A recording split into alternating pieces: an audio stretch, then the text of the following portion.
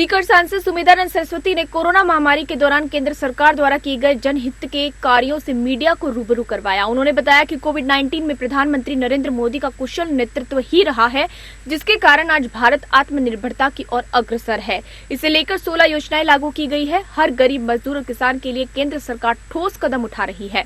सांसद सुमेधानंद सरस्वती और भाजपा जिला अध्यक्ष इंदिरा चौधरी ने बताया कि आज वोकल फॉर लोकल का जमाना है। जितना हम स्वदेशी वस्तुओं का उपयोग करेंगे, उतना ही हमारा देश मजबूत होगा। उन्होंने बताया कि आत्मनिर्भर भारत के तहत सूक्ष्म, लघु और मध्यम उद्योगों के लिए सरकार ने एक बड़ा फंड बनाया है, जिससे नए उद्यमियों को भी लाभ मिलेगा। प्रधानमंत्री गरीब कल्याण योजना के तहत महिला जनधन खाता धारकों को 500-500 रुपए की 3 किश्तें जारी की गई है। उज्ज्वला योजना के तहत देश की 8 करोड़ महिलाओं को 3 गैस सिलेंडर मुफ्त दिए गए हैं। प्रधानमंत्री गरीब कल्याण अन्न योजना में नवंबर माह तक मुफ्त अनाज दिया जा रहा है। One nation one ration card की योजना देश के 20 राज्यों में लागू कर दी गई है। मनरेगा का बजट बढ़ाया गया है। गरीब कल्याण रोजगार योजना में देश के 6 राज्यों के 116 जिलों को शामिल किया गया है, जिसमें राजस्थान के 20 जिले भी शामिल है। यहां पर प्रवासी जनों को 125 दिनों तक रोजगार मुहैया करवाया जाएगा। किसानों की फसल को समर्थन मूल्य पर खरीदा जा रहा है। वन नेशन वन मार्केट की मुहिम में किसान अपनी फसल को अब कहीं भी बेच सकेगा। उन्होंने बताया कि केंद्र सरकार आम आदमी के हित की सोच करके कार्य कर रही है।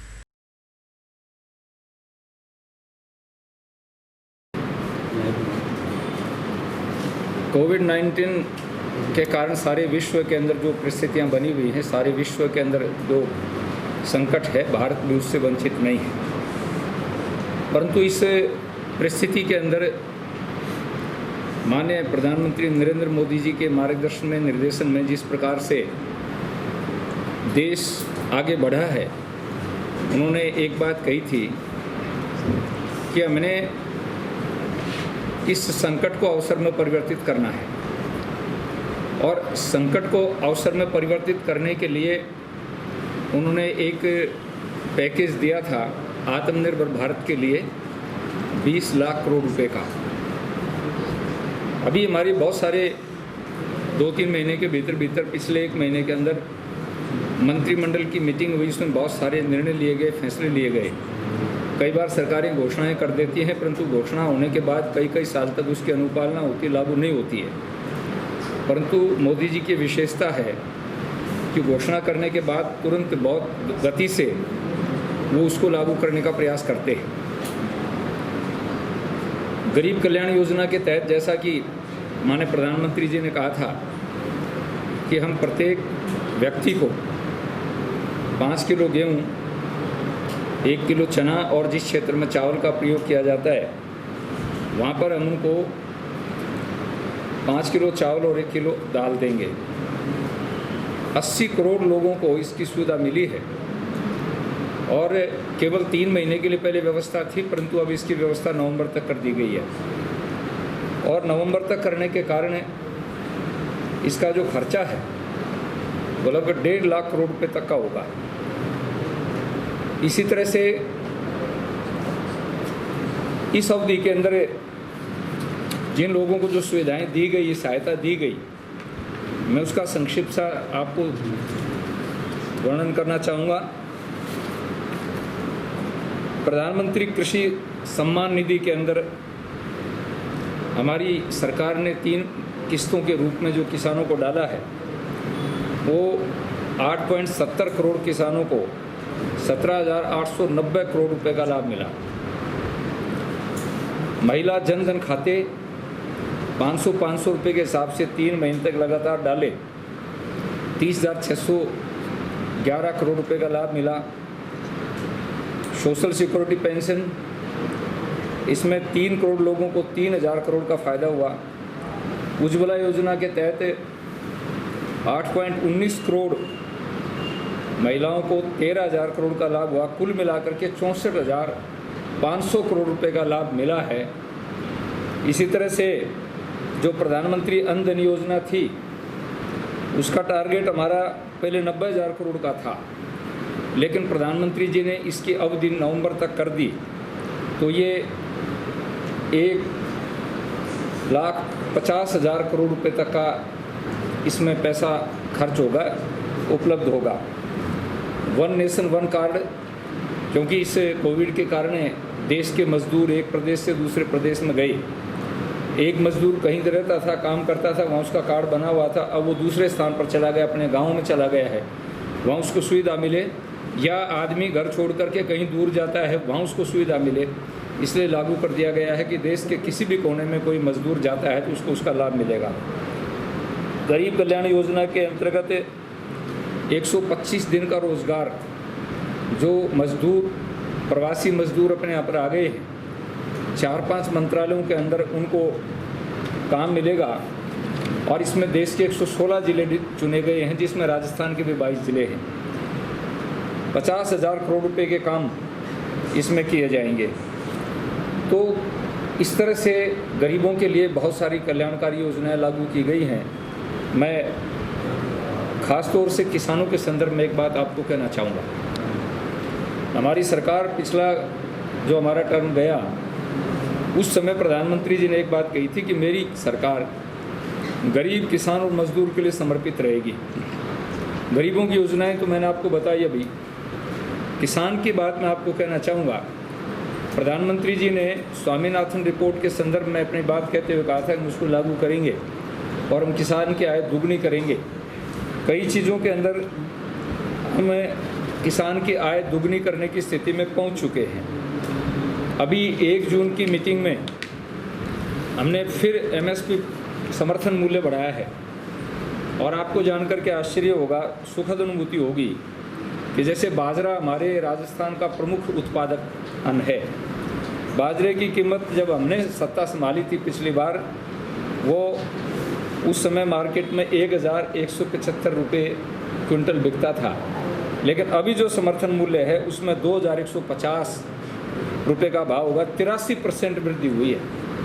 हम दोगुनी की बात करते हैं। मैं समझता हूं कि आने वाले 4 साल अब हमारे बाकी हैं, उससे पहले ही किसान का जो समर्थन मूल्य है वो किसान की आय दुगनी करने का प्रयास रहेगा। इसी तरह दालों के कीमतें, चावल की कीमत 50 से लेकर के और 64% हमने भाव बढ़ाए हैं, तो ये बहुत बड़ी उपलब्धि है।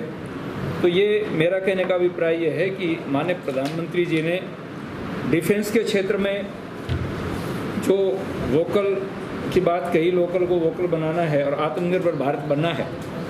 आज भारत इस प्रकार का देश बन चुका है जिसमें 31,130 करोड़ रुपए हमें डिफेंस पर खर्च करने थे, 38,900 करोड़ रुपए, और उसमें से 31,130 करोड़ रुपए भारतीय इंडस्ट्री आयुध तैयार करेगी। ये कितनी बड़ी उपलब्धि है।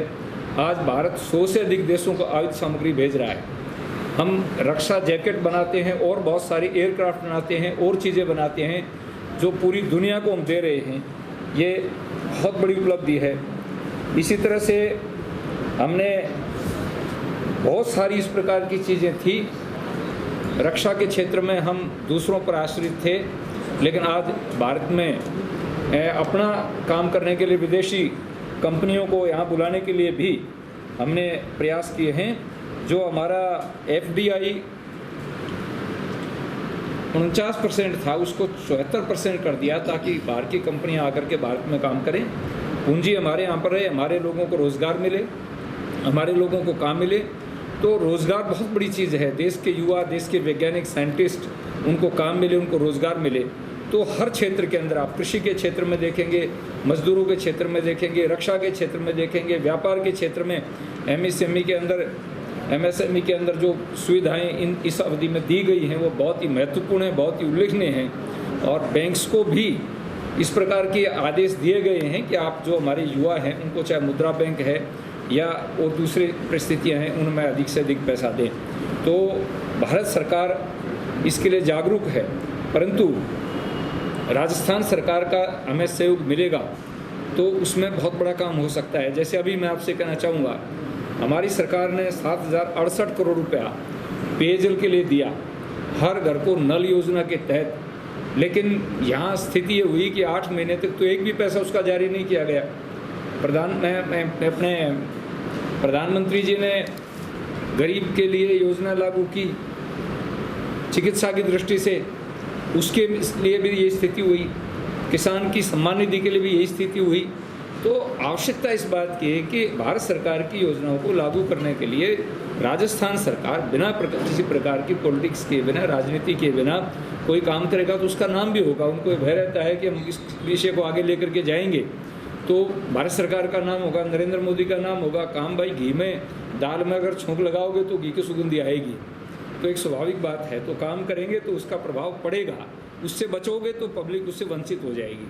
तो इसलिए मैं राजस्थान सरकार से भी अपेक्षा करता हूँ, मैं निवेदन भी करूँगा कि भारत सरकार जो प्रधानमंत्री जी ने योजनाएं लागू की हैं उनको गरीब तक पहुँचाने के लिए आत्मनिर्भर भारत की कैसे आपदा का जो स्थिति आई है उसको एक अवसर में कैसे बदला जाए। माननीय सांसद जी ने चर्चा की है कि कैसे आत्मनिर्भर भारत का जो 20 लाख करोड़ का पैकेज है वो सूक्ष्म और लघु उद्योगों को मजबूत बनाएगा, इसके अलावा वो कृषि को मजबूत बनाएगा। कृषि के क्षेत्र में मैं विशेष रूप से कहना चाहती हूँ, काफ़ी साल पहले मनमोहन सिंह जी की सरकार जब थी, एक आयोग बनाया गया था, स्वामीनाथन आयोग।